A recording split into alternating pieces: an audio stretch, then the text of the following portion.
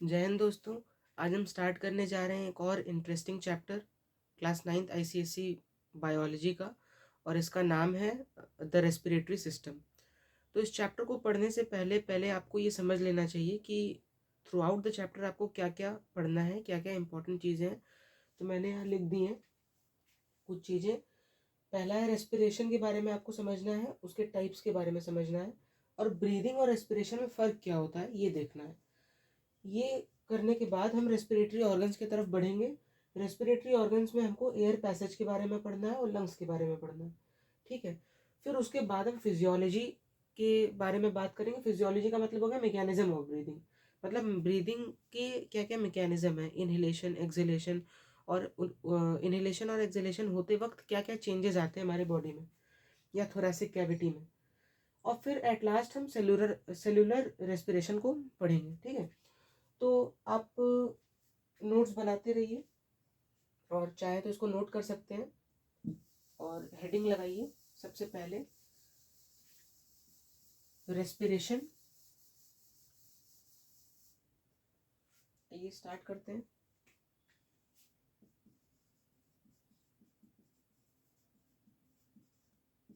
देखो, रेस्पिरेशन हम क्यों पढ़ते हैं, रेस्पिरेशन होता क्या है। बेसिकली लास्ट टॉपिक हमने डाइजेशन डिस्कस किया था, और डाइजेशन में क्या हुआ था कि कॉम्प्लेक्स ऑर्गेनिक मॉलिक्यूल्स जो थे उनका ब्रेक डाउन हुआ था, वो सिंपल मॉलिक्यूल्स में बदल गए थे, और फिर उसका एब्जॉर्प्शन हुआ, और फाइनली ये प्रोसेस जितना एब्जॉर्प्शन तक का जितना प्रोसेस था ये डाइजेशन से रिलेटेड था। अब इसके बाद हम उन soluble simple broken down nutrients को किस तरीके से यूटिलाइज कर पाते हैं, ये पूरा पार्ट जो है हम रेस्पिरेशन के अंडर में पढ़ते हैं। तो basically respiration is concerned with energy, ठीक है। एनर्जी से बहुत कंसर्न है रेस्पिरेशन, क्योंकि energy is a very important and basic need for every living organism on the in this world. And basically अगर हम बात करें एनर्जी की, तो कोई भी metabolic functions,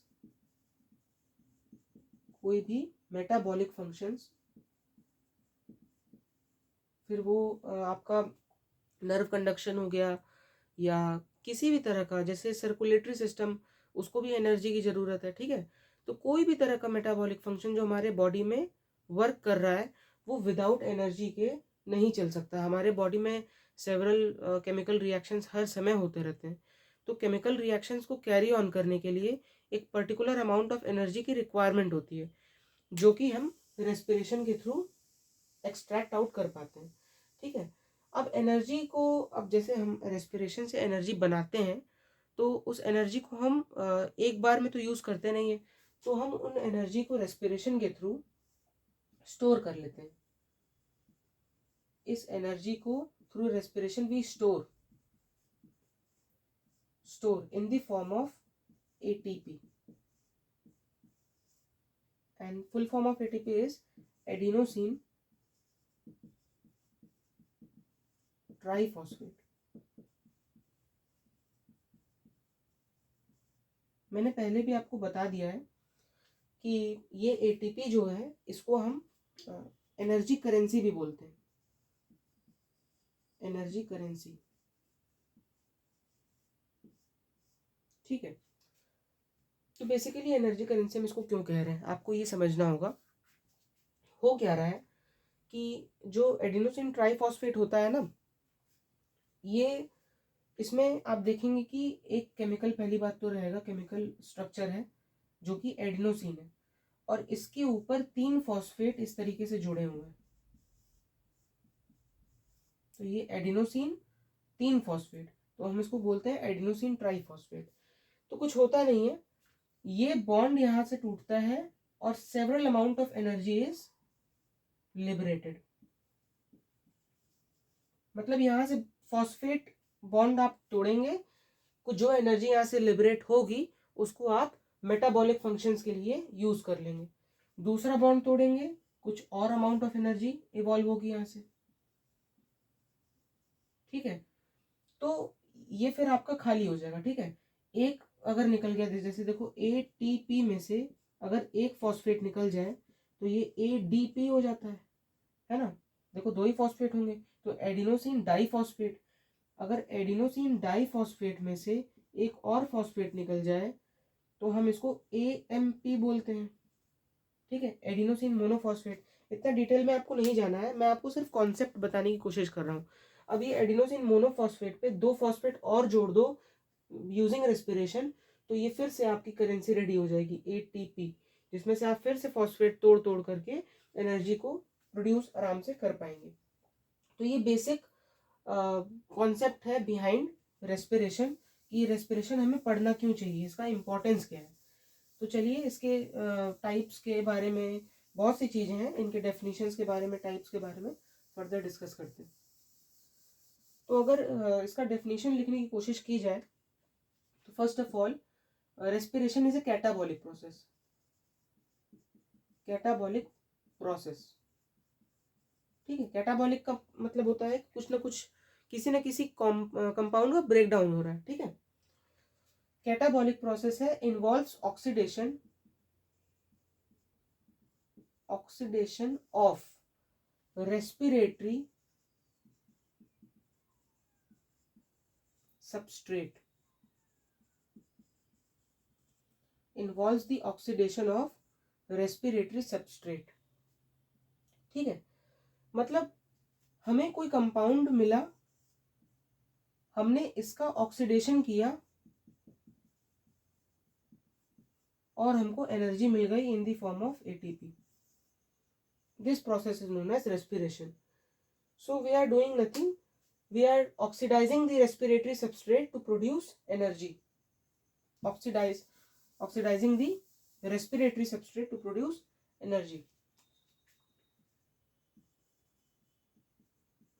energy is produced and stored in the form of ATP। ठीक है, तो ये बेसिक डेफिनेशन है आपके रेस्पिरेशन की। अब देखो रेस्पिरेशन दो प्रकार का होता है, ठीक है। आप अगर ध्यान से देखें तो अब टाइप्स को डिस्कस करने से पहले एक और चीज़ मैं बता दूं कि रेस्पिरेशन बेसिकली क्या है। यहाँ पर रेस्पिरेटरी सबस्ट्रेट का यूज़ हो रहा है, ठीक है। डाइजेशन के थ्रू, जैसे फॉर एग्जांपल ग्लूकोज है, ठीक है। कार्बोहाइड्रेट का ब्रेक डाउन हुआ, ग्लूकोज बना, और बाकी सारे कंपाउंड्स का भी, न्यूट्रिएंट्स का भी ब्रेक डाउन हुआ था, तो एमिनो एसिड और फैटी एसिड, ग्लिसरॉल, ये सारी चीज़ें बनी थी और ये जा करके एसिमिलेट हो गए थे। तो बेसिकली मैं कहना क्या चाह रहा हूँ कि कोई ना कोई रेस्पिरेटरी सबस्ट्रेट है, जैसे कि फॉर एग्जांपल ग्लूकोज, और इस ग्लूकोज का ऑक्सीडेशन हो रहा है, एनर्जी प्रोड्यूस हो रही है, तो ये होते हैं रेस्पिरेटरी सबस्ट्रेट। अब जैसे मैं अगर ग्लूकोज को रेस्पिरेटरी सबस्ट्रेट मान रहा हूँ तो इसका फॉर्मूला होता है C6H12O6। इसका जो है आपका ऑक्सीडेशन हो रहा है, ग्लूकोज का ऑक्सीडेशन हो रहा है और आप एनर्जी प्रोड्यूस कर रहे हैं। तो ऑक्सीडेशन का मतलब होता है एडिशन ऑफ ऑक्सीजन, ठीक है। ऑक्सीजन आप जोड़ेंगे and with the help of certain enzyme, काफ़ी कॉम्प्लिकेटेड प्रोसेस होता है। मैं एक इक्वेशन के माध्यम से आपको यहाँ बता रहा हूँ कि ग्लूकोज में ऑक्सीजन जोड़ोगे तो आपको कार्बन डाइऑक्साइड मिलेगा और वाटर मिलेगा और साथ ही साथ एनर्जी मिलेगी, ठीक है। कार्बन डाइऑक्साइड मिलेगा, वाटर मिलेगा, एनर्जी मिलेगी। इसको आप बैलेंस करेंगे तो यहाँ 6O2 हो जाएगा और 6 कार्बन, तो यहाँ पे 6CO2 हो जाएगा, और हाइड्रोजन यहाँ 2, यहाँ 12, तो यहाँ पे 6H2O भी हो जाएगा, ठीक है। ये बैलेंस्ड इक्वेशन काफ़ी बार आपके एग्जामिनेशंस में आ जाता है लिखने के लिए, ठीक है। तो आप इसको अच्छे से समझ लीजिए, रटने की कोई ज़रूरत नहीं। देखो ना, glucose as a respiratory substrate, हम इसका ऑक्सीडेशन कर रहे हैं तो हमको कार्बन डाइऑक्साइड, वाटर और एनर्जी मिल रही है, सिंपल। अब देखो ये ऑक्सीजन लाते कहाँ से हो, ज़रा सोचो, ये ऑक्सीजन ला कहाँ से रहे हैं। ये ऑक्सीजन हम ला रहे हैं फ्रॉम ब्रीदिंग, ब्रीदिंग से ला रहे हैं। यानी कि हमारा जो एक सिस्टम बना हुआ है, जो भी मैंने आपको बताया कि आप different organs which are involved in respiration, जो आपका एयर पाथवे है और फाइनली लंग्स, तो ये ब्रीदिंग का कोई ना कोई मैकेनिज्म फॉलो कर रहा है। बेसिकली लोग मिसअंडरस्टैंड करते हैं कि रेस्पिरेशन जो है वो ब्रीदिंग ही होता है, सेम चीज़ नहीं होता ये। ठीक है, रेस्पिरेशन बेसिकली ब्रीदिंग वाला भी होता है, और साथ ही साथ जो सेलुलर रेस्पिरेशन हो रहा है in each and every cell, इन दोनों को मिला करके हम रेस्पिरेशन के अंडर पढ़ते हैं। तो ब्रीदिंग की बात करें तो breathing is simply inhalation, inhalation and exhalation. Inhalation किसका करेंगे? ऑक्सीजन का करेंगे, क्योंकि ऑक्सीजन चाहिए ना रेस्पिरेटरी सबस्ट्रेट को ऑक्सीडाइज करने के लिए। और फाइनली देखो बन क्या रहा है, यहाँ पे कार्बन डाइऑक्साइड बन रहा है, कार्बन डाइऑक्साइड बाहर निकाल देंगे, एक्सहेल कर देंगे। ठीक है, ये बेसिक सी बात हो गई। अब अगर आप रेस्पिरेशन और ब्रीदिंग में डिफरेंस अगर फिगर आउट करें तो रेस्पिरेशन एंड ब्रीदिंग, देखो रेस्पिरेशन में बहुत सा चीज जो है ना वो ब्रेक डाउन होता है। बेसिकली ग्लूकोज का ब्रेक डाउन, कोई भी रेस्पिरेटरी सबस्ट्रेट आप ले रहे हैं उसका ब्रेक डाउन होगा, और ब्रेक डाउन होगा तो मतलब ये कैटाबॉलिक प्रोसेस है, कैटाबॉलिक प्रोसेस। एंड ब्रीदिंग में क्या हो रहा है? ब्रीदिंग तो आप खुद से कर रहे हैं, कुछ हद तक ये वॉलेंट्री है, आपके कंट्रोल में। तो this is a physical process, physical process. ठीक है, रेस्पिरेशन में क्या हो रहा है? रेस्पिरेशन में एनर्जी का प्रोडक्शन हो रहा है, एनर्जी इज प्रोड्यूस्ड। ब्रीदिंग में क्या हो रहा है? No energy, no energy is produced. ठीक है, तो ये सारे इसके डिफरेंसेस हैं, तो आप इसको नोट करिए। तो फिर उसके बाद टाइप्स ऑफ रेस्पिरेशन की तरफ जाएंगे। टाइप्स ऑफ रेस्पिरेशन को समझने के लिए मैंने आपको रेस्पिरेटरी सबस्ट्रेट के बारे में बता दिया। फॉर एग्जांपल मैंने ग्लूकोज को लिया है। देखो सबसे इंपॉर्टेंट रेस्पिरेटरी सबस्ट्रेट ग्लूकोज ही होता है। ठीक है, एनर्जी की प्रोडक्शन में हम कहते हैं ना कि कार्बोहाइड्रेट जो है वो एनर्जी प्रोवाइडिंग फूड है। लेकिन आप सोचिए कि अगर कार्बोहाइड्रेट की स्कैरसिटी हो जाए, अगर कार्बोहाइड्रेट की स्कैरसिटी हो जाए तो फिर क्या होता है? हमारे जो प्रोटीन्स हैं और हमारे जो फैट स्टोर्ड हैं हमारे एडिपोज टिश्यू में, वो जो है रेस्पिरेटरी सबस्ट्रेट की तरह एक्ट करते हैं। हालांकि बहुत ही एफिशिएंट तरीके से एक्ट नहीं कर पाते एज ग्लूकोज, लेकिन फिर भी उनको यूज़ करके कुछ ना कुछ अमाउंट ऑफ एनर्जी हमारी बॉडी बना लेती है। तो पहले आप इसको नोट करिए, तो फिर उसके बाद हम आगे बढ़ते हैं। तो आइए अब डिस्कस करते हैं टाइप्स ऑफ रेस्पिरेशन के बारे में। इसको इरेज कर देते हैं।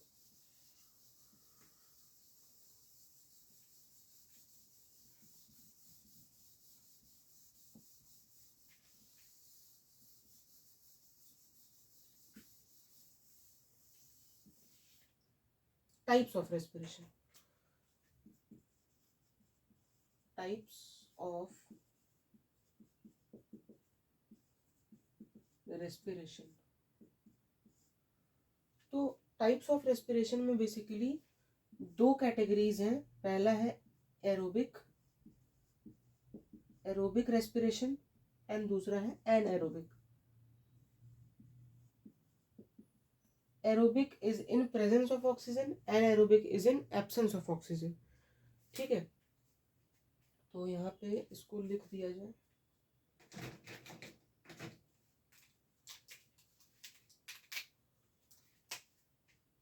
O2 is present, O2 is absent। ठीक है, अब यहाँ ऑक्सीजन प्रेजेंट है तो यहाँ पे क्या हो रहा है? Complete, complete oxidation, complete oxidation हो रहा है। ठीक है, और यहाँ क्या हो रहा है? यहाँ हो रहा है इनकम्प्लीट, इनकम्प्लीट ऑक्सीडेशन, आधा अधूरा ऑक्सीडेशन हो रहा है। देखो ना, ऑक्सीजन की कमी है तो कहाँ पूरा ऑक्सीडेशन हो पाएगा? कॉमन सी बात है। यहाँ पे क्या है, large amount of energy is produced, जो कि है equal to 38 molecule of ATP. और यहाँ पर क्या है, very less amount of energy produced, ठीक है, जो कि है लगभग 5% ऑफ एरोबिक, ठीक है, ये क्लियर। अब देखो जनरल रेस्पिरेशन जो होता है ना, ये 2 स्टेप प्रोसेस आप कह सकते हैं रेस्पिरेशन को। पहला स्टेप होता है आपका ग्लाइकोलिसिस और फिर उसके बाद होता है क्रेब्स साइकिल। ये मैं आपको प्लांट के रेस्पिरेशन में पूरा इन डिटेल पढ़ाऊंगा। अभी आपको बस इतना याद रखना है कि जो रेस्पिरेशन है, respiration this is done in 2 steps. Number 1 is glycolysis and number 2 is Krebs cycle. Glycolysis and Krebs cycle. तो ग्लाइकोलिसिस और क्रेब्स साइकिल पूरा होता है तो मतलब ये कंप्लीट रेस्पिरेशन माना जाता है। तो एरोबिक रेस्पिरेशन में क्या होता है, this both the steps takes place, glycolysis also and Krebs cycle also. And यहाँ पे लिख देते हैं इसको ताकि कोई भी कंफ्यूजन ना रह जाए। यहाँ पे क्या है, बोथ glycolysis and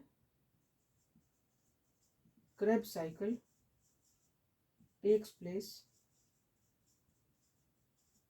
ठीक है। और यहाँ पे क्या है,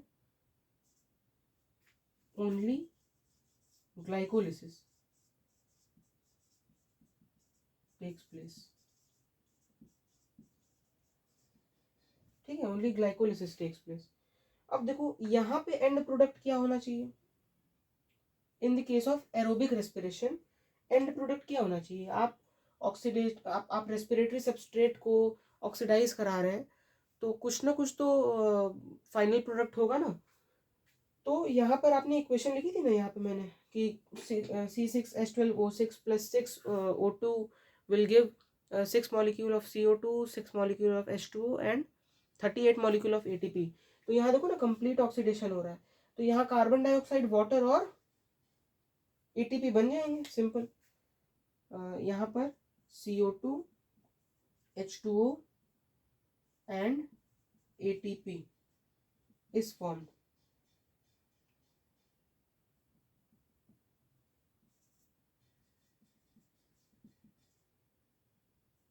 इज द एंड प्रोडक्ट, ठीक है। और यहाँ पे क्या एंड प्रोडक्ट होता है, अभी के लिए आप इसको याद कर लीजिए, जब प्लांट रेस्पिरेशन हम पढ़ेंगे तो इन डिटेल बहुत अच्छे से हम पढ़ेंगे। यहाँ पर एंड प्रोडक्ट होता है आइदर लैक्टिक एसिड और एल्कोहल, ये दोनों में से कोई एक, और यहाँ और हो, ठीक है। And this process of anaerobic respiration is also known as fermentation,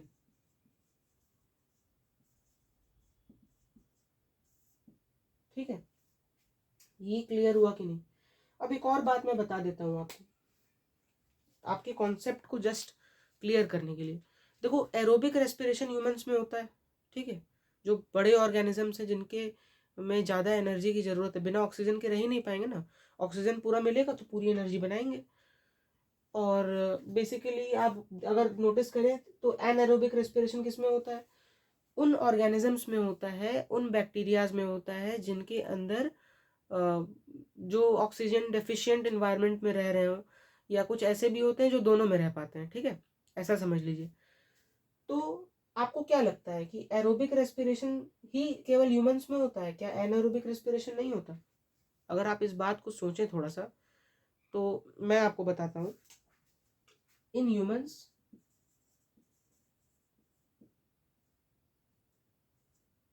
both aerobic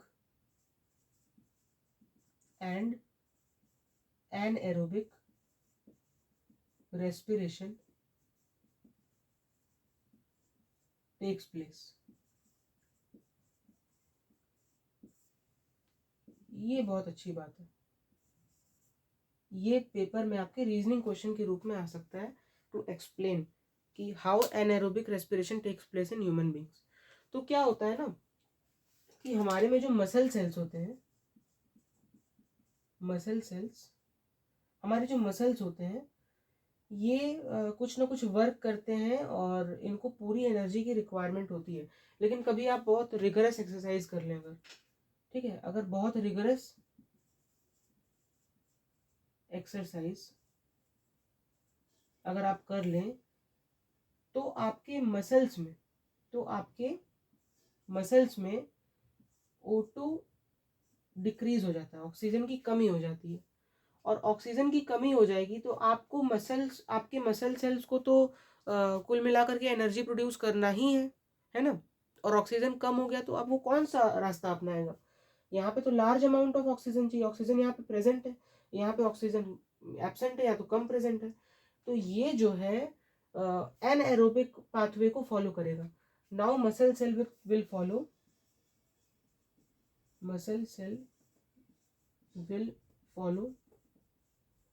anaerobic pathway,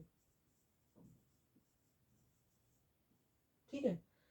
और एनाएरोबिक पाथवे अगर ये फॉलो किया तो अभी आपने देखा ना कि यहाँ पे मैंने लिखा है लैक्टिक एसिड का प्रोडक्शन होता है एज ए एंड प्रोडक्ट।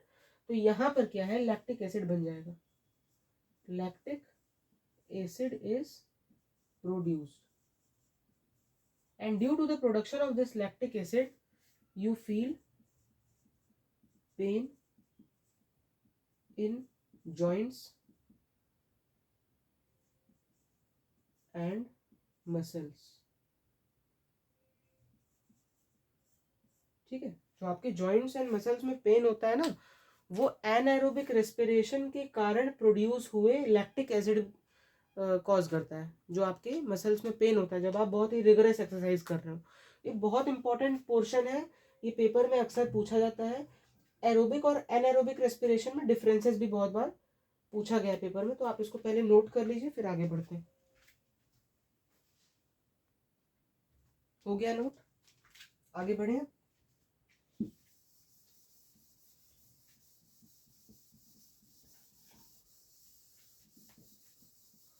तो अगर छोटे फॉर्म में कहा जाए तो हम ये कह सकते हैं कि जस्ट अ सेकेंड, डायग्राम से समझाते हैं इसको।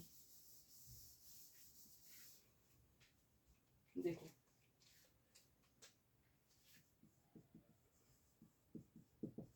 डाइजेस्टिव सिस्टम से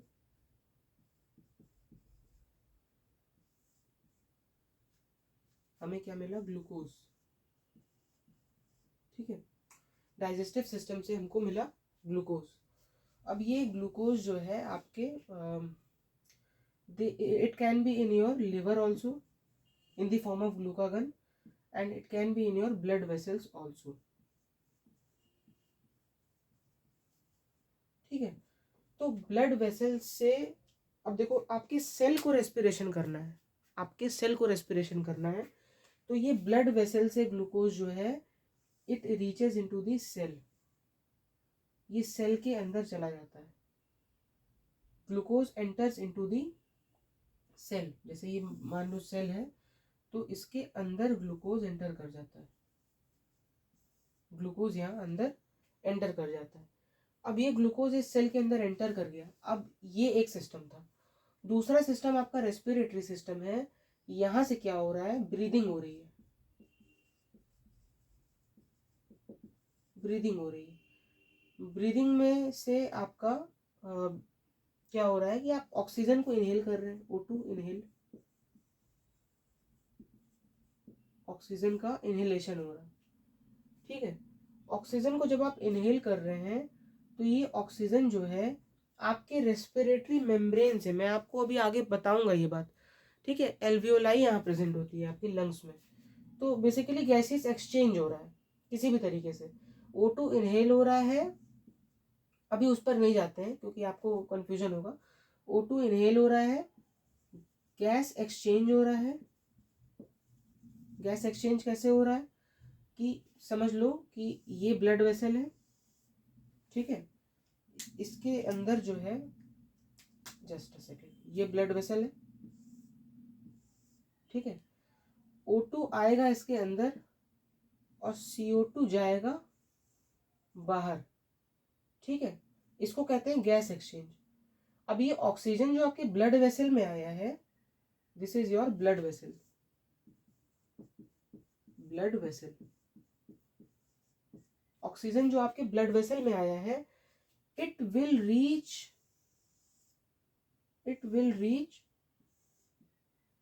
through out your cell and will transport the oxygen. ये ऑक्सीजन यहां से आपके सेल्स के अंदर ट्रांसपोर्ट करेगा। ये मैं आपको ओवरव्यू दे रहा हूँ कि ये रेस्पिरेशन, पता है बहुत से बच्चे पूरा चैप्टर पढ़ लेते हैं, उनको पता नहीं चलता कि ये हो क्या रहा है और कहाँ हो रहा है ना। तो बेसिकली आप इसको समझने की कोशिश करिए। डाइजेस्टिव सिस्टम से ग्लूकोज मिला, ग्लूकोज सेल के अंदर एंटर किया, ये क्या है, सेल है, ये है सेल। सेल के अंदर क्या हुआ, ग्लूकोज आपका एंटर किया। ग्लूकोज क्या है, रेस्पिरेटरी सबस्ट्रेट, ठीक है। अब आपने रेस्पिरेटरी सिस्टम से ब्रीदिंग की, ब्रीदिंग हुआ, O2 इनहेल किया, CO2 बाहर गया, एक्सहेलेशन हुआ। तो O2 आपके ब्लड वेसल में पहली बात तो एब्जॉर्ब हो जाएगा। ये एब्जॉर्ब होने का फिजियोलॉजी या जो भी एनाटॉमी कहिए ऑर्गन्स का, वो अभी हम नेक्स्ट टॉपिक में भी पढ़ेंगे। तो यहाँ से ऑक्सीजन क्या होगा, इस ब्लड वेसल के थ्रू होते हुए, थ्रू द ब्लड, ये आपके सेल के अंदर एंटर करेगा। इसी को ना कहते हो कि जो आपकी ब्लड वेसल से जो आपकी ब्लड है वो हर एक सेल को ऑक्सीजन सप्लाई करती है।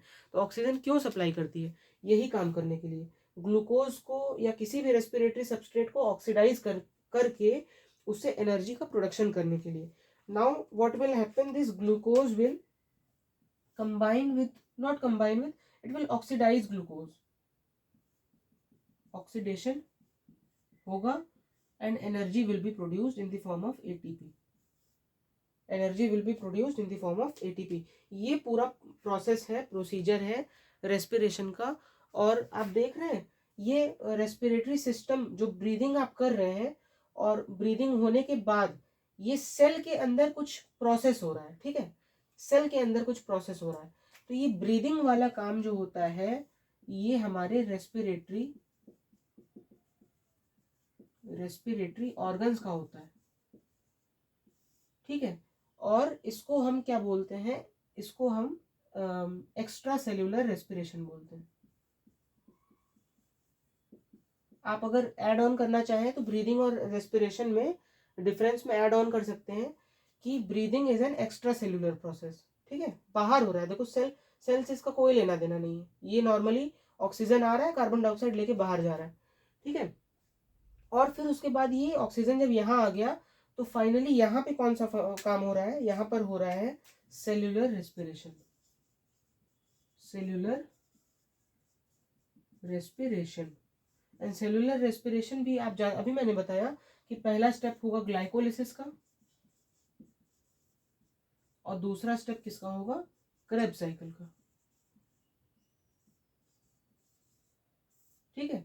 इन दोनों स्टेप से हम सेल्यूलर रेस्पिरेशन कंप्लीट करेंगे और ग्लूकोज को कंप्लीटली ऑक्सीडाइज करेंगे और ढेर सारी एटीपी प्रोड्यूस करेंगे, जिससे हमारे बॉडी का मेटाबॉलिक फंक्शन जो है वो आराम से हो पाएगा। पहले तो आप इसको अच्छे से नोट करिए, सबसे इंपॉर्टेंट चीज है, पूरा चैप्टर का ये जिस्ट है। लोग पता है चैप्टर पढ़ लेते हैं, उनको पता ही नहीं चलता ये हो कहाँ पे रहा है, इसका लोकेशन क्या है, यही नहीं पता चल पाता है, ठीक है। तो पहले आप इसको नोट करिए तो फिर हम आगे बढ़ेंगे। हो गया, मिटाए, चलिए आगे बढ़ते हैं जल्दी से।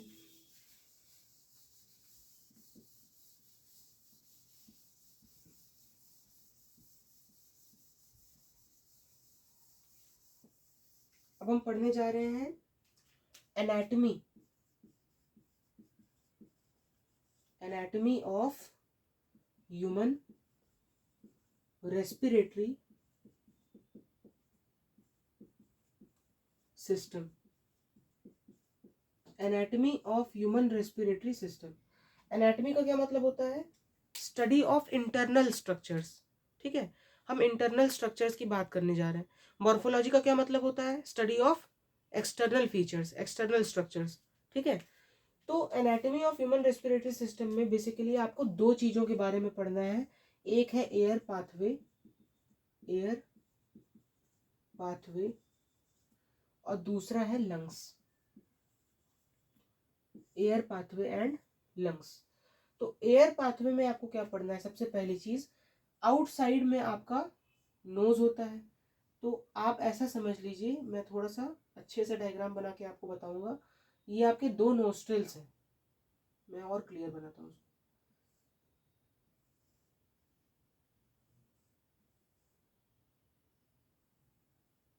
These are your two nostrils, ये आपकी दो नोस्ट्रिल्स हैं, ठीक है। और ये है माउथ, और ये नोस्ट्रिल आ करके कुछ इस तरीके से कनेक्ट करती है माउथ से,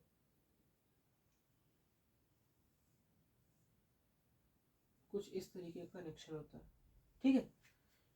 तो सबसे पहली चीज, नोस्ट्रिल्स, नोस्ट्रिल्स क्या होते हैं?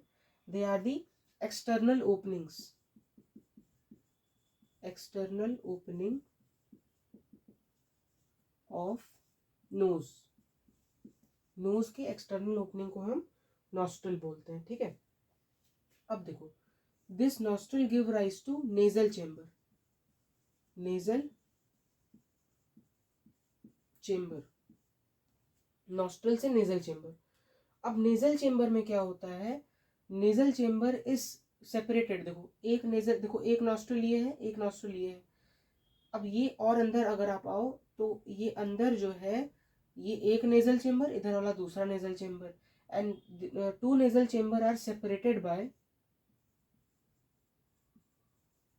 Separated by cartilaginous septum. अगर आप किसी के नोज को बाहर से ऐसे देखें तो आपको ऐसे पहले तो दिखाई देगा, ये नोज होगी, ये एक नोस्ट्रिल, ये दूसरा नोस्ट्रिल, थोड़ा मैं बना रहा हूँ रफली, ठीक है। तो आप ये बीच में ये वाली लाइन देख रहे हैं ना, ये एक नोस्ट्रिल है, ये सेकंड नोस्ट्रिल है, ये बीच में जो लाइन है ये अंदर तक कंटिन्यू होती है, ठीक है, विच divides the two nasal chamber, and this line is called cartilaginous septum, ठीक है। कार्टिलेजिनस नेचर की है, कार्टिलेज की बनी है, और सेप्टम का मतलब it divides the two nasal chambers, ये बात हो गई, ठीक है। अब नेजल चेंबर में क्या होता है? नेजल चेंबर में hairs are present, hairs present होते हैं, और हेयर्स के साथ साथ आपके म्यूकस ग्लैंड्स भी प्रेजेंट होते हैं। तो ये क्या करते हैं? They trap the foreign particle, foreign particle, they trap the foreign particles and prevent its entry further, उसके एंट्री को फर्दर रोक देता है नेजल चेंबर। यहाँ तक क्लियर है कि नहीं? ये नेजल चेंबर, अब देखो हम एनाटॉमी में ऐसा ही होता है, ठीक है। एक एक ऑर्गन के बारे में, ऑर्गन के कैसे वो सेपरेटेड है, कैसे उसका स्ट्रक्चर है, कैसे वो ओरिजिनेट कर रहा है, कहाँ तक जा रहा है, ठीक है, ये सब कुछ हमें पढ़ना होता है। तो मैं एक बार रिपीट कर देता हूँ। नॉस्ट्रल ये बाहर वाला था, सिंपली आप बाहर से देखेंगे तो आपको दो नॉस्ट्रल दिखाई देगी, अंदर आप हाथ डालेंगे नोज में, बाद में आप कर सकते हैं ऐसा, तो आपको नेजल चेंबर मिलेगा। अब आप नोटिस करेंगे कि दोनों नेजल चेंबर इज डिवाइडेड, बीच में एक वॉल है, ठीक है, that is known as cartilaginous septum. अब आप देखेंगे नेजल चेंबर में हेयर्स भी प्रेजेंट होते हैं, और कुछ गीला गीला सा भी लगता है ना, हेयर्स भी प्रेजेंट होते हैं, और कुछ स्टिकी टाइप भी लगता है, बच्चे बहुत खेलते हैं वैसे। तो हेयर्स और ये जो स्टिकी स्टिकी म्यूकस होता है due to mucus gland, it has a function of trapping the foreign particles. हम जो एयर बाहर से ले रहे हैं इसमें बहुत ढेर सारे पॉल्यूटेंट्स, एयर डस्ट पार्टिकल्स होते हैं, ठीक है। तो उनकी एंट्री को फर्दर रेस्पिरेटरी ट्रैक में प्रिवेंट करने के काम में आते हैं ये, ठीक है। अब ये नेजल चेम्बर फर्दर अगर आप आगे जाएं तो इंटरनल नेयर्स में ओपन हो जाते हैं। तो ये देखो ध्यान से, ये दो नेजल चेम्बर थे, मैं और बड़ा बना रहा हूँ इस डायग्राम को। ये दो नेजल नॉस्ट्रल थे, नॉस्ट्रल से आपका ये नेजल चेम्बर निकला, divided by a cartilaginous septum, ठीक है। और ये आपकी माउथ है, ये आपकी माउथ है, और इस तरीके से this is mouth and this is two nostrils, ठीक है। This is cartilaginous septum and this cartilaginous septum divides the two nasal chambers. This is nasal chamber, ठीक है। अब ये देखो नेजल चेम्बर्स इंटरनली जो है कहीं ना कहीं ओपन होगा ही होगा। तो ये देखो माउथ से फूड आ रहा है और नेजल चेम्बर से एयर आ रहा है, तो ये एक कॉमन पाथवे बना ना, this common pathway is known as pharynx, ठीक है। और इस फेरिंग्स में ये दो नेजल चेम्बर्स कुछ इस तरीके से ओपन हो रहे हैं अंदर के साइड, तो हम इनको क्या बोलते हैं, these are known as internal nares. Simple internal nares मैंने यहाँ लिखा, ठीक है। ये क्लियर है। इंटरनल नेयर्स यहाँ पे आप लिख सकते हैं ओपन्स इनटू फेरिंग्स। इन सभी चीजों को नोट करते जाइएगा, क्या पहले आप अच्छे से समझ लीजिए, मैं नोट करने का टाइम दे दूंगा, पॉज करके नोट कर सकते हैं, ठीक है।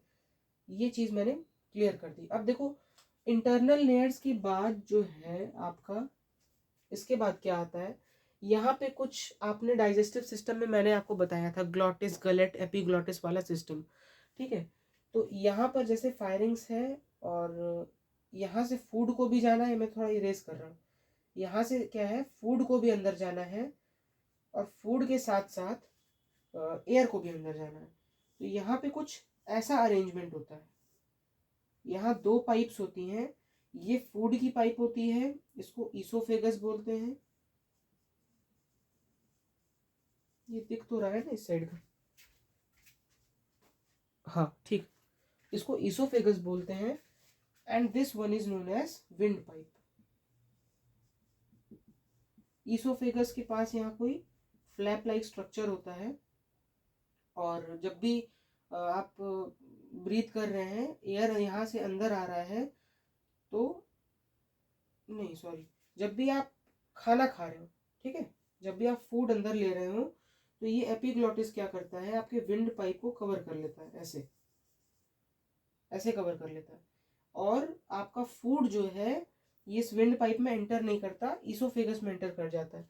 कभी कभी क्या होता है, आपने देखा होगा कि कभी कभी हम खाते हैं तो हमें कभी कभी बहुत तेजी से खांसी आने लग जाती है, तो क्या होता है कि ये एपिग्लॉटिस जो होता है ये पार्शियली क्लोज्ड होता है, तो पार्शियली क्लोज्ड होने के कारण कुछ फूड पार्टिकल्स इस विंड पाइप में एंटर कर जाते हैं। तो टू प्रिवेंट फर्दर एंट्री, उसको और भी अंदर एंटर ना करने देने के लिए ये कफिंग वाला सिस्टम जो है हमारे में एक्टिवेट हो जाता है। तो ये सिस्टम रहा। तो ये विंड पाइप वाले सिस्टम को अगर थोड़ा सा इरेज कर दिया, सॉरी ईसोफेगस वाले सिस्टम को थोड़ा इरेज कर दिया जाए, विंड पाइप तो हमें पढ़ना ही है, ठीक है। ईसोफेगस तो आपने पढ़ रखा है, ग्लॉटिस एपिग्लॉटिस वाली सिस्टम जितनी भी रहती है वो हमने पढ़ लिया है। अब अगर हम बात करें विंड पाइप की, तो यहीं से मेन आपका एनाटॉमी स्टार्ट हो रहा है, देखिए ध्यान से।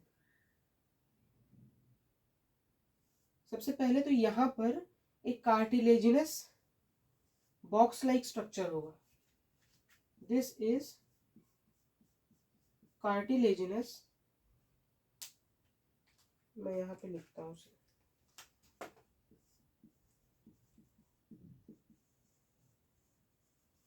कार्टिलेजिनस बॉक्स लाइक स्ट्रक्चर, क्या होता है ना कि कार्टिलेजिनस बॉक्स लाइक स्ट्रक्चर जो है कभी कभी इसको एप्पल के स्ट्रक्चर से भी कंपेयर किया जाता है। आप कभी, हाँ एक और बात, इसको वॉइस बॉक्स भी बोलते हैं, voice box, because it contains vocal cord.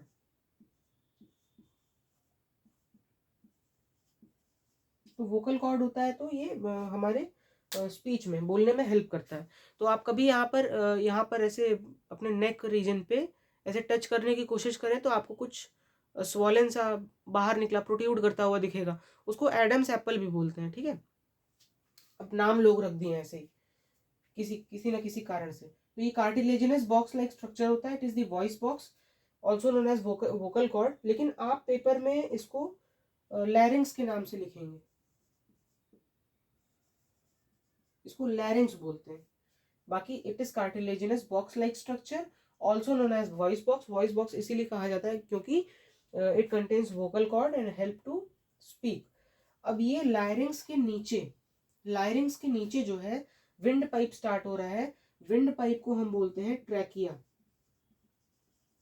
Wind pipe को हम ट्रैकिया भी बोलते हैं। अब ट्रैकिया में क्या होता है, ऐसे सी शेप्ड कवर ऐसे लगे होते हैं, सी शेप्ड, आप देखेंगे, आप कभी गूगल करके देख लीजिए, इसके मॉडल्स भी आप देख सकते हैं। ऐसे C shaped cartilaginous ring like structure आपको ट्रैकिया में मिल जाएगी। This is C shaped cartilaginous ring like structure. ठीक है, कार्टिलेजिनस रिंग लाइक स्ट्रक्चर। अब ये cartilaginous ring like structure, cartilage जो होता है ना ये थोड़ा हार्ड होता है, हल्का हल्का हार्ड। ठीक है, तो इसके हार्डनेस का कारण जो है ये इसीलिए हार्ड है, मतलब कार्टिलेज यहाँ पे इसीलिए प्रेजेंट है टू प्रोवाइड मैकेनिकल सपोर्ट। कि कभी कभी क्या होगा, अगर ये यहाँ पे कार्टिलेज नहीं प्रेजेंट होगा तो ट्रैकिया जो है ना ये कोलैप्स कर जाएगी, क्योंकि कुल मिला के ट्रैकिया तो मस्कुलर ऑर्गन है, तो उसको सपोर्ट की ज़रूरत है। तो कार्टिलेज वहाँ पर C shaped cartilage ring like ऐसे ऐसे प्रेजेंट होते हैं, जैसे ये है, जैसे ये पूरा ट्रैकिया है तो इसके ऐसे ऐसे ऐसे नीचे तक पूरा प्रेजेंट होते हैं, to provide it mechanical strength, mechanical support. ठीक है, तो अगर इस फ्लो चार्ट को हम कैरी फॉरवर्ड करें, आगे बढ़ाएं, तो इंटरनल लेयर्स के बाद हमको क्या मिलता है, फेरिंग्स मिलता है। अब फेरिंग्स से दो रास्ते मैंने आपको बताए हैं, एक फूड पाइप की तरफ, एक विंड पाइप की तरफ। तो हमको रेस्पिरेटरी सिस्टम पढ़ना है तो हम विंड पाइप की तरफ जाएंगे। तो सबसे पहले हमको क्या मिलेगा, सबसे पहले हमको मिलेगा, सबसे पहले क्या मिला था भाई, लैरिंग्स मिलेगा, वॉइस बॉक्स, लैरिंग्स मिलेगा। लैरिंग्स के बाद आपको क्या मिलेगा, ट्रैकिया। ठीक है, अभी मैं इसको पूरा डायग्राम के थ्रू, आपको डायग्राम तो वैसे भी बना दिया, ट्रैकिया के आगे का मैं यहाँ पर आपको बना करके दिखाता हूँ। ठीक है, क्योंकि इसके आगे थोड़ा सा और कॉम्प्लिकेटेड है। अब ट्रैकिया के आगे देखो, यहाँ पे मैं बना रहा हूँ, जैसे ये ट्रैकिया है with C shaped folding like this, ऐसे। सो दिस ट्रैकिया इज, ये आगे जा करके it divides into two parts, और टू बाइफरकेट हो जाता है, ऐसा समझ लीजिए, इसका बाइफरकेशन हो जाता है आगे जाके। ठीक है, ऐसे बाइफरकेशन हो जाता है। अब इनका भी फर्दर बाइफरकेशन होता है, इनका भी फर्दर बाइफरकेशन होता है इस प्रकार से, समझ रहे हैं, मैं एक साइड का बना रहा हूं। अब ये ट्रैकिया जो बाइफरकेट हुआ है इसको बोलते हैं ब्रोंकाई। ठीक है, इन दोनों को, अगर इन दोनों को कहा जाए तो ब्रोंकाई कहा जाएगा। Just a second, this and this both are called bronchi. Singular रहेगा तो ब्रोंकस बोलेंगे। ठीक है, अब ये ब्रोंकाई जो है ये डिवाइड किया in two parts, this and this, two parts में डिवाइड किया। तो अब आगे इसको क्या बोलेंगे, इसको बोलेंगे ब्रोंकियोल। ठीक है, अब ब्रोंकियोल फर्दर डिवाइड करता है, ब्रोंकियोल का फर्दर डिवीजन होता है into primary bronchiole, then secondary bronchiole, then tertiary bronchiole. ठीक है, समझ रहे ना आप। तो यहाँ पर मैं ट्रैकिया के आगे लिख रहा हूँ, ट्रैकिया के आगे bronchi.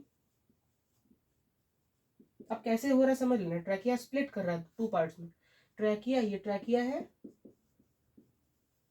It splits into two parts to form bronchi. Bronchi splits into further many parts to form bronchiole. देखो कितना लंबा पाथवे है ना। अभी आपको मैं बताऊंगा कि इतना लंबा पाथवे क्यों नेचर ने डिजाइन किया है ह्यूमन बीइंग के लिए। ठीक है, ये भी बहुत ही इंटरेस्टिंग बात है। ब्रोंकियोल, ब्रोंकियोल के बाद आपका आ जाता है प्राइमरी, सेकेंडरी, टर्शरी, ऐसे ब्रोंकियोल्स रहते हैं। और फिर उसके बाद आप कह सकते हैं, आपके लेवल पे क्या बताना चाहिए मुझे, रेस्पिरेटरी ब्रैंकियोल्स बता सकते हैं। Very good, primary bronchioles. देखो ये ब्रोंकियोल है, ये ब्रैंकियोल है। ठीक है, प्राइमरी ब्रैंकियोल, फिर उसके बाद रेस्पिरेटरी ब्रैंकियोल। बहुत बुक्स में ना क्लियरली लिखा रहता है primary, secondary, tertiary, that's all. ठीक है, आप वैसे भी लिख सकते हैं, लेकिन मैं ऐसे बता रहा हूँ, ब्रोंकियोल, प्राइमरी ब्रैंकियोल एंड रेस्पिरेटरी ब्रैंकियोल। इतना नीचे का दिख तो रहा है। हाँ, ये वाला पार्ट इधर आपको नहीं दिख रहा होगा। यहाँ मैंने बताया था सी शेप्ड कार्टिलेजिनस रिंग, कोई बात नहीं, यहाँ लिख देते हैं। ये जो रिंग देख रहे हो ना, इसको कहते हैं सी शेप्ड कार्टिलेजिनस रिंग। ठीक है, and this C shaped cartilaginous ring का क्या काम होता है, इट प्रोवाइड्स मैकेनिकल सपोर्ट। ठीक है, अब ये देखो रेस्पिरेटरी ब्रैंकियोल जो है, it will give rise to, respiratory bronchiole will give rise to alveoli या क्लस्टर, क्लस्टर ऑफ एल्वियोलाई। और यही आपको सबसे इंपॉर्टेंट पार्ट है, आपको जो अच्छे से बिल्कुल पढ़ना है। क्योंकि क्योंकि अभी जो मैंने आपको इसके पहले एक फ्लो चार्ट बना के बताया था कि एक सेल के अंदर, किसी एक सेल के अंदर जो सेलुलर रेस्पिरेशन हो रहा है, तो गैसियस एक्सचेंज पहले हो रहा है, गैसियस एक्सचेंज के बाद ही तो ऑक्सीजन सेल के पास पहुंच पा रही है। तो गैसियस एक्सचेंज कहाँ पर हो रही है, उसका साइट होता है एल्वियोलाई। अभी एल्वियोलाई का पूरा स्ट्रक्चर मैं आपको बना के बताऊंगा यहाँ पर। तो पहले तो ब्रोंकियोल है, फिर ब्रैंकियोल, ये फर्दर डिवाइड करेगा। मैं यहाँ पे मार्क नहीं कर रहा हूँ क्योंकि काफ़ी ज़्यादा हेक्टिक हो जाएगा, आप ऐसे इसको इमेजिन कर लीजिएगा। अब ये एक लंग, एक रफ डायग्राम है बिल्कुल सिंपल सा। ये दूसरा लंग, थोड़ा सा ऐसे कर दें इसको।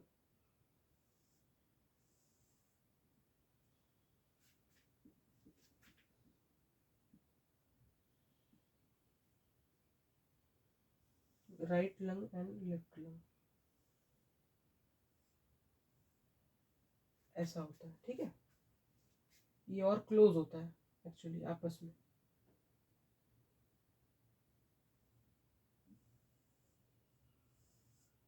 ये ऐसा क्लोज होता है। राइट वाला जो है थोड़ा बड़े साइज का होता है, लेफ्ट वाला, अभी हम पूरा, अभी लंग्स तो पढ़ना बाकी है, अभी तो हम खाली पाथवे पढ़ रहे हैं। ठीक है, तो यहाँ पर एंड पे अगर आप देखेंगे, तो यहाँ पर एंड पर कुछ आपको ऐसे क्लस्टर, सर्कुलर क्लस्टर शेप्ड कुछ ऐसे आपको दिखाई पड़ेगा। कभी आप अगर अपने बुक्स में डायग्राम बना हो उसमें देख सकते हैं। ठीक है, ऐसे क्लस्टर में आपको एल्वियोलाई यहाँ पे मिलेगा। This is the alveoli, alveoli. ठीक है, यहाँ से जो ऑक्सीजन आ रहा है, तो ऑक्सीजन आ रहा है तो फिर क्या हो रहा है सोचो, यहाँ पर ब्लड वेसल्स प्रेजेंट है, ब्लड कैपिलरीज आर प्रेजेंट, ठीक है, ब्लड कैपिलरीज आर प्रेजेंट। और ब्लड कैपिलरीज प्रेजेंट होने की वजह से यहाँ पे क्या हो रहा है, gaseous exchange is taking place between this alveoli and blood capillaries through the process of diffusion. तो सबसे पहले बहुत ज़्यादा हो गया बोर्ड पर, इसको पहले आप नोट कर लीजिए, फिर उसके बाद मैं आपको आगे बताता हूँ और हम आगे बढ़ेंगे इसके बाद। पहले आप इसको नोट कर लीजिए, आगे बढ़ा जाए। चलिए मैं इस डायग्राम को थोड़ा सा मिटा रहा हूँ, आपको एल्वियोलाई में कैसे गैसियस एक्सचेंज होता है एक डायग्राम, एक दूसरे डायग्राम के थ्रू मैं आपको एक्सप्लेन करने की कोशिश करूंगा। और हाँ, एक और पार्ट बचा है इसके अंदर, एक और पार्ट इसके अंदर बचा हुआ है जो कि है म्यूकोसिलियरी एपिथेलियम के बारे में। इसके ऊपर भी क्वेश्चंस बन सकते हैं। तो सबसे पहले म्यूकोसिलियरी एपिथेलियम को देख लिया जाए। म्यूकोसिलियरी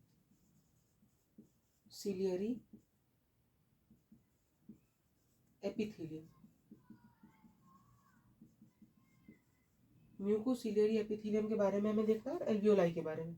तो देखो यहाँ से ट्रैकिया आ रही है, ठीक है, और अच्छे से एकदम बढ़िया डायग्राम बनाएंगे। ये है ट्रैकिया, यहाँ ऊपर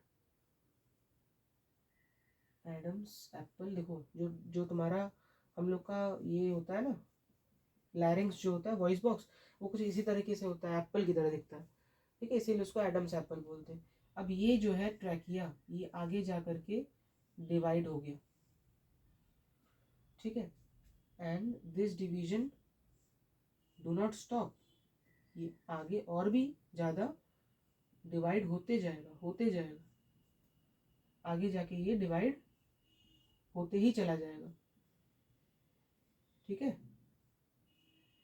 और पूरे लंग्स के थ्रू ये फैल जाएगा, ठीक है। तो पहले यहाँ पे लंग्स बना लिया जाए।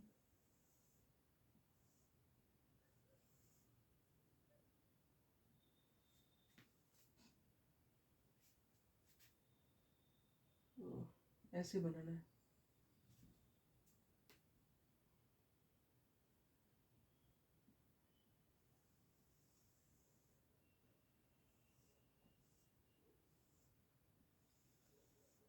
ठीक है।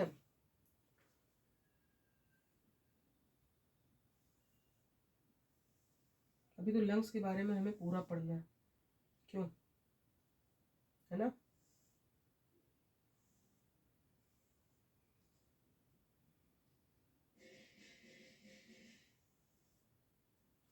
लेफ्ट लंग थोड़ा सा ऐसा होता है, ऐसा ही छोटा सा होता है, बहुत छोटा नहीं होता, लेकिन यहाँ पर कुछ ऐसे गड्ढा टाइप का आपको दिखेगा, ठीक है, इसकी तरह पूरा नहीं निकला होता। अभी बताएंगे पूरा, पहले आप इतना समझिए कि यहाँ पे cluster of alveoli will be present, cluster of alveoli, जैसे लगेगा अंगूर है, ग्रेप्स की तरह दिखेगा, ठीक है, cluster of alveoli will be present. अगर अब एक एल्वियोलाई को आप ध्यान से देखें तो ये कुछ ऐसा होता है, ठीक है, ये कुछ इस प्रकार का होता है। दिस इज नोन एज, ये जो लंबा सा मैंने आपको दिखाया, this is alveolar, alveolar duct, इसी के थ्रू जो है ऑक्सीजन एंटर कर रहा है, और इसके अंदर एक फ्लूइड प्रेजेंट होता है, फ्लूइड, ठीक है, and this fluid is known as alveolar fluid, ठीक है, and this covering of this alveoli is known as alveolar sac, alveolar sac, ठीक है, alveolar sac हो गया, alveolar fluid हो गया, alveolar sac हो गया, alveolar duct हो गया, ठीक है। अब एक और चीज बची यहाँ पर जो कि है आपके ब्लड कैपिलरीज,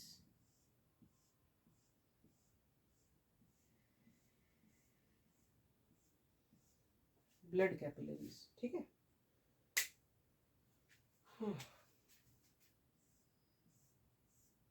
अभी मैं 2 कलर से बना रहा हूँ, आप इसको समझिए कैसे, क्यों ऐसा हो रहा है।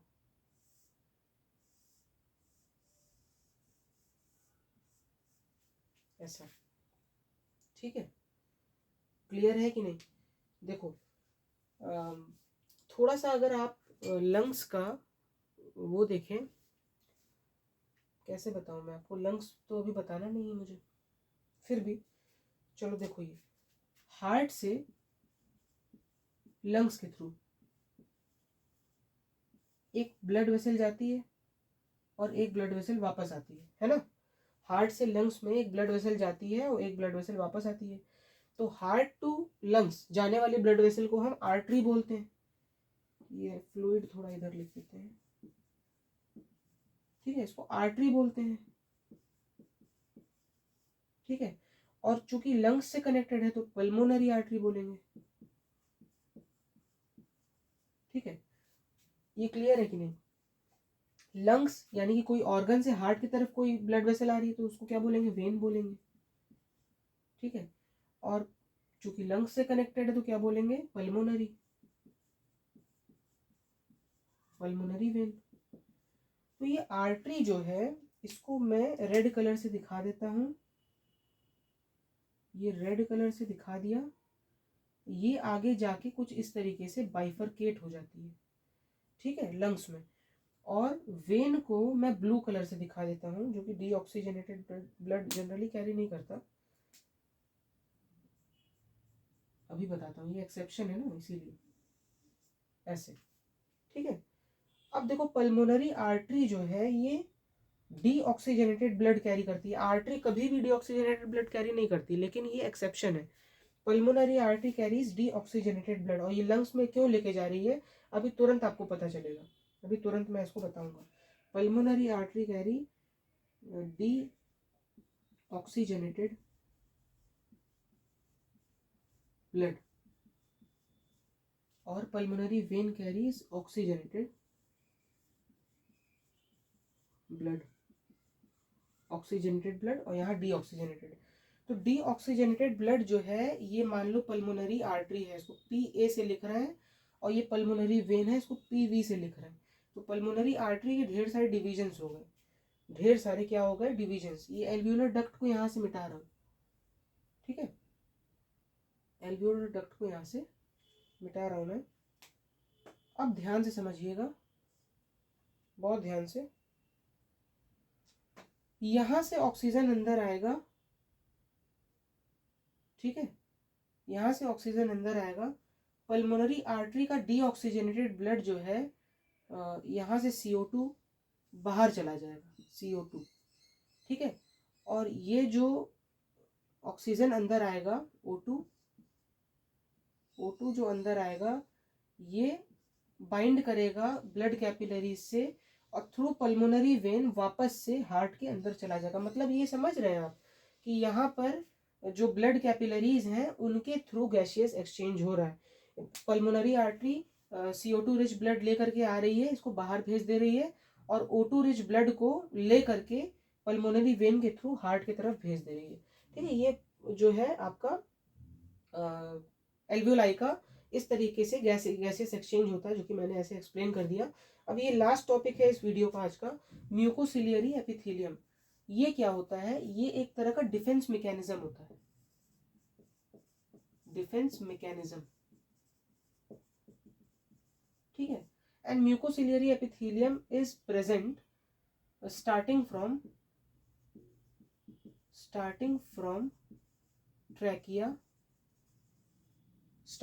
ट्रैकिया, अप टू ब्रोंक, ये आखिरी वाले को क्या बोलते हैं, ब्रैंकियोल, ठीक है। ये ट्रैकिया से लेके ब्रैंकियोल तक इसके अंदर जो है इनर वाली लाइनिंग पर, इसके इनर वाली लाइनिंग पर यहाँ पर कुछ ऐसे सीलिएटेड एपिथेलियम प्रेजेंट होता है, ऐसे सीलिया वाले म्यूकस और सीलिया वाले एपिथेलियम प्रेजेंट होते हैं। ये थ्रू आउट द पूरे ब्रैंकियोल ब्रोंकियोल सब जगह प्रेजेंट होते हैं, स्टार्टिंग फ्रॉम द ट्रैकिया, ठीक है। अब इनका फंक्शन क्या होता है, जैसे ही कोई माइक्रो ऑर्गेनिज्म एंटर करता है, कोई माइक्रो ऑर्गेनिज्म एंटर किया, माइक्रोब एंटर्स, तो माइक्रोब को क्या करता है, म्यूकस सेक्रेट करके उसको एनगल्फ, मतलब उसको स्ट्रैप कर लेता है, mucus traps, and this mucus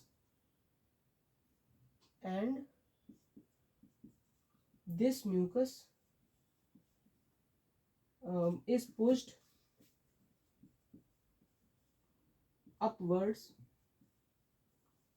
towards trachea